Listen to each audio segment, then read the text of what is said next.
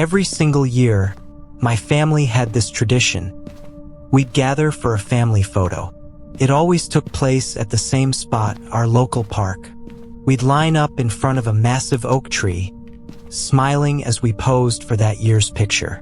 The task of taking the photo always fell to our close family friend, Mike. It became this unspoken rule we followed religiously year after year. We kept it going for more than 15 years. Now, my family was never what you'd call tightly knit. We all got along well enough, but the truth was, we were just too different to ever form strong emotional bonds. Still, on the day we took that annual photo, something felt different. That was the one day a year where we actually seemed like a united family, connected in a way that didn't happen any other time. Our family was made up of 5 people. Me, my mom, my dad, my younger sister Ashley, and my older brother Ryan. Growing up, my siblings and I had a decent relationship. Sure, we argued all the time, but we always made up until the next argument came along. But as we grew older, things changed.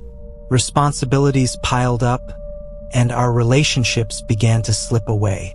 Ryan had a few kids and moved out of state, while Ashley became a successful lawyer and was constantly swamped with work. Both of my parents have passed away now, so technically, I don't really have much of a family anymore. When they died, everything they owned was left to the 3 of us, and we divided it all evenly. Somehow, I ended up with the entire collection of our family photos. Maybe I was feeling sentimental, or maybe I just missed them, but something compelled me to revisit those old photographs and relive those moments. I headed to the small study and pulled open the top drawer of the old wooden desk. Inside was a chaotic mess of papers I hadn't touched in years. I dug through piles of old bills and yellowed letters until I finally found what I was looking for. A small stack of photographs of us standing in front of the oak tree. Clutching the photos, I shut the drawer and walked out to the living room. I sank into the armchair and looked at the photo on top. Years ago, I had carefully arranged them in order, so the first one was the oldest. I must have been around 3 years old in that picture. My parents stood proudly behind me, Ryan was standing beside me, and Ashley hadn't even been born yet, so she wasn't in that photo. I started flipping through the photos one by one. I saw myself and Ryan growing older with each new image. In the 4th picture, Ashley finally made her debut. The photos captured us transforming from kids to teenagers, and eventually young adults. Then they stopped. I knew why the pictures ended there. It wasn't because we got too old for the tradition. It was because our parents were no longer around to be in them. Without them, taking that photo didn't feel right anymore. I stared at the final picture, gazing at my parents' smiling faces. Smiles frozen in time, unaware of the tragedy that would come. That's when I noticed something strange. In the background, between the branches of the oak tree, a man was standing. He was looking straight at the camera, smiling. He had long, stringy gray hair that hung around his ears, though the top of his head was bald. His mouth was gaping open, missing several teeth. But what really unsettled me were his eyes. They appeared to be glowing red, though I figured it must have just been the camera flash. I laughed softly to myself, assuming we'd been photobombed by some random weirdo. After going through all the photos, I ended up back at the beginning. I was about to return them to the drawer, but something caught my eye again. There he was, the same man, standing in the same exact spot behind my parents in the very first photo. Only that one had been taken years before the last. His appearance hadn't changed one bit. He looked exactly the same, right down to the creepy smile and the glowing eyes. That's when worry began to creep in. How could he appear in photos taken 15 years apart, looking identical in everyone? I flipped to the next photo, and there he was again, behind the oak tree, behind my parents, always the same.